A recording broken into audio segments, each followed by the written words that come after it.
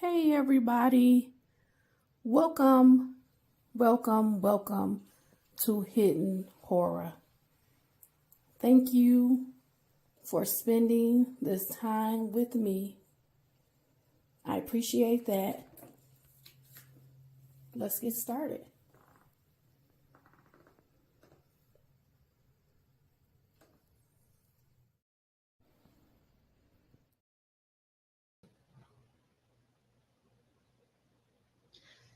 Good evening. Hey, everybody. Welcome to Hidden Horror.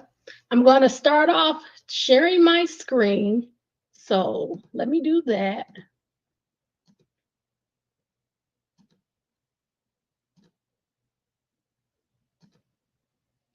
So today I want to just share some information. I was looking at some information about Ann Taylor, and I wanted to share it. It's not a big deal, but did you know that she was the public defender in Idaho?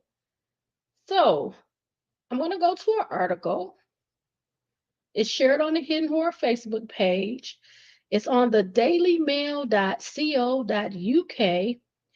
It's titled Brian Kohlberger's New Attorney Famously Overturned Murder Conviction After Exposing Lying Idaho Cop. Quadruple killer turns to public defender Ann Taylor, who has already scoured the crime scene. This article is dated January 4th, 2023. It's by Emma James for dailymail.com. So I want to go over this article because I didn't know a lot of information about Ann Taylor. I've, of course, been watching the proceedings, the motions that's been going on in court, but this was something that I didn't know about. And I said, I wonder if other people know this. Maybe they do, maybe they don't. Anyway, Ann Taylor, she's known for working on a case that she had overturned due to a Idaho police officer being caught in a lie. She caught a lie, and she was able to get that conviction overturned. However, when they tried him again for the same charges, he was convicted a second time. But still, that lets me know that she has the tenacity, the fortitude to do a good job on Brian Kohlberger's case, and she is looking for errors, mistakes, lies, evidence, and she's going to work hard. So let's go over this article. The attorney representing mass murder suspect Brian Kohlberger is the Kootenai County Public Defender who previously overturned a murder conviction after catching out false statements from Idaho police. Ann Taylor, which she's pictured here, this is her at 1122 King Road. She had them stop the cleaning when Brian Kohlberger was arrested. So they were not able to do the cleaning that day on December 30th. That would have been 2022. So this is a picture of her outside of the property, and she's brought a team to look at the crime scene and look at the evidence. So I'm going to show you another picture now. That's just a picture of Brian Kohlberger, of course. Now, again, I've said he didn't have any scratches, any abrasions, any cuts on his face. Check out that video because that's something you would see if someone was putting up a fight and there was a battle. But anyway, the case that I was talking about that Ann Taylor was able to get overturned was Jonathan Ellington. So we'll talk about that more, but I just want you to know that she was his public defender at the time. So here is another picture.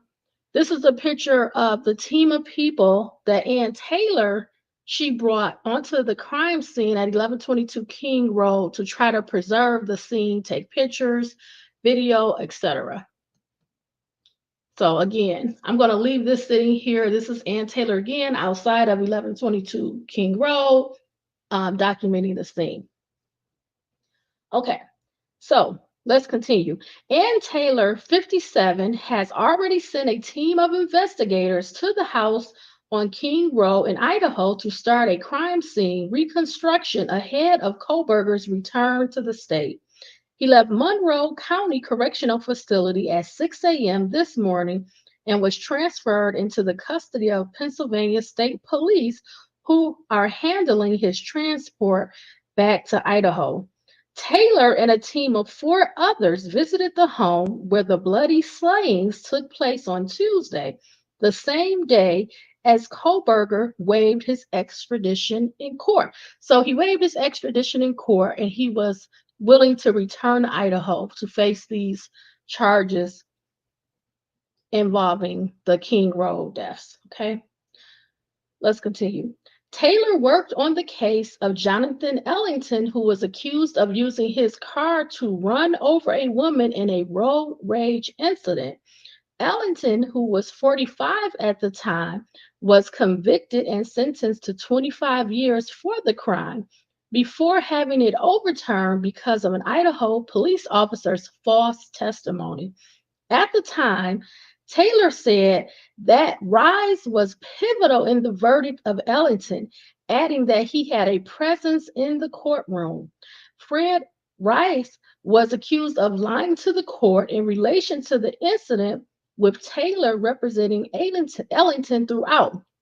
So, what this is saying is when she represented Ellington at the time, she discovered and uncovered that the officer Fred Rice, was lying.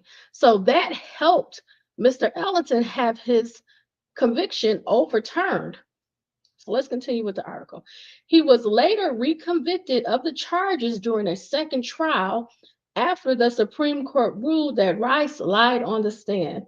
So this went to the Supreme Court. The Supreme Court ruled that this police officer, Fred Rice, did lie on the stand. She was able to get that conviction overturned. However, they prosecuted him again for the same charges where he was convicted, even though Fred Rice was lying in his testimony on the stand, according to the Supreme Court. So let's continue the article and wrap it up. The Idaho native graduated from the university where all 4 victims were studying with a bachelor's degree in political science and a master's degree in public administration. She went on to get a doctorate from the same establishment before practicing law at federal, state, and local levels.